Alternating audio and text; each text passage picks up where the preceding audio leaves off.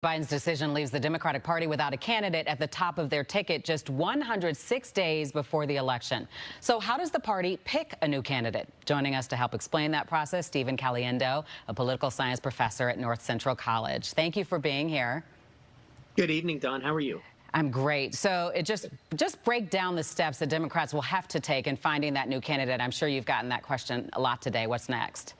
Yeah, last 8 hours have been interesting, to say the least, Yes. for political scientists. But I will tell you that it's important, I think, for everybody to remember that there has been no votes cast for the Democratic nomination yet. Those votes happen at the convention.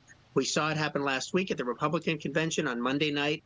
Those who were gathered there cast their ballots for Donald Trump and then J.D. Vance for vice president. That's how it works. Now, there is a little bit of a wrinkle this year because Ohio had sort of set a deadline that was a little bit earlier.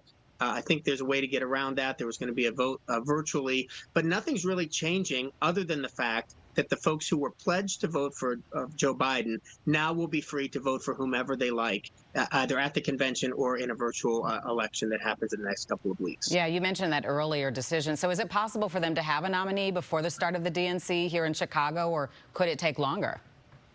Yeah, so in the interim, after they made that decision to do a virtual nomination, Ohio came to some agreement that would have allowed the nominee to emerge from the convention and still be on the Ohio ballot.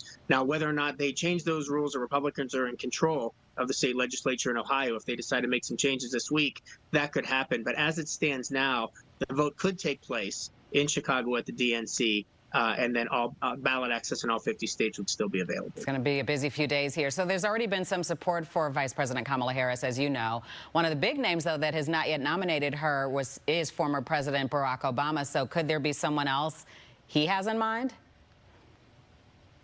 Well, even if he does, I don't know for sure, Don, that he would come out and say so directly. I don't know how much he wants to put his thumb on the scale. I think the quiet we're hearing from some folks it ought not be read necessarily as concern about Vice President Harris, but rather as concern that there should be some process. And Vice President Harris herself, when she announced that she was going to be running, said, I want to earn this nomination. And so that word is being used a lot by her folks. The talking points are certainly out. Surrogates for Vice President Harris have talked about earning the spot on the ticket. I've heard it many times over the last 8 hours. So I think that Vice President Harris wants there to be some sort of a process as well, so that there's a more of a legitimacy and a good feeling of bringing folks together when they do get to Chicago next month.